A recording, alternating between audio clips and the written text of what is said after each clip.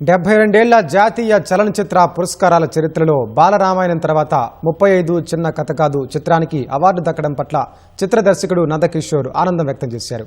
ఎంతో బాధ్యతతో తీసిన సినిమాను భారత ప్రభుత్వం గుర్తించి ప్రోత్సహించడం గర్వకారణంగా ఉందన్నారు. 35 చిన్న కథ కాదు చిత్రానికి ఉత్తమ బాలల చిత్రం, ఉత్తమ బాల నటుడి విభాగంలో జాతీయ పురస్కారానికి ఎంపిక కావడం పట్ల ఆనందం వ్యక్తం చేస్తూ సమ్మర్ హాలిడేస్ చిత్ర నిర్మాత ధీరజ్ మొగిలినేని ప్రత్యేక వేడుక నిర్వహించి చిత్ర బృందాన్ని ఘనంగా సత్కరించారు. నేను సమ్మర్ హాలిడేస్ కథ విన్నప్పుడు ఈ కథ చేద్దాం అని డిసైడ్ అవ్వడానికి ఫస్ట్ రీజన్ 35 సినిమానే. అది నా మైండ్లో బలంగా ఉన్నందుకే నేను ఈ సినిమా చేయాలి అని సమ్మర్ హాలిడేస్ని ఎంచుకోవడం జరిగింది. ఈ సినిమాకి నేషనల్ అవార్డు వచ్చినప్పుడు ఇది సెలబ్రేట్ చేయాల్సిన మూమెంట్ అనిపించింది. డెఫినెట్లీ ఏదో చేయాలి అని అనిపించింది స్ట్రాంగ్గా. నిజంగా హ్యాపీ కంగ్రాచులేషన్స్ అండి అందరికీ. కొన్ని మ్యాజిక్ అలా అవుతుంది.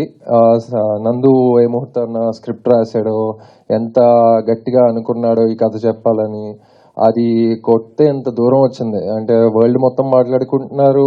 నేషనల్ అవార్డ్స్కి వెళ్ళింది. కంగ్రాచులేషన్స్ రా, నేషనల్ అవార్డు వచ్చిందంటే మీకు కూడా కంగ్రాచులేషన్స్ చాణక్య సార్. నాకు అవార్డు వచ్చిందంటే మీకు అవార్డు వచ్చిందని అది ఒక గొప్ప మాట అన్నాడు. దానికి ఎలా రియాక్ట్ అవ్వాలో నాకు అర్థం కాలేదు. 35 చిన్న కథ కాదు, ఇది చాలా పెద్ద కథ. ఓడిపోతున్నాం మన మైనస్ నుండి గెలవడం అనే ప్లస్ 5 అడుగులేస్తుంటే అందరికీ ఎదురయ్యే మదిలి 0. ఆ 0ని దాటాం, నేషనల్ అవార్డుకి చేరుకున్నాం. మా టీం అందరూ నా మీద ఒక్కసారిగా చేసేసరికి ఆగలేని సంతోషం, అతిపెద్ద నేషనల్ అవార్డు వచ్చింది. 72 ఏళ్ల చరిత్రలో మొత్తం బాలల చిత్రం కింద 2 సినిమాలు అయ్యాయి తెలుగువి. బాలరామాయణం ఎన్టీఆర్ గారిది, గుణశేఖర్ గారిది, తర్వాత మాది.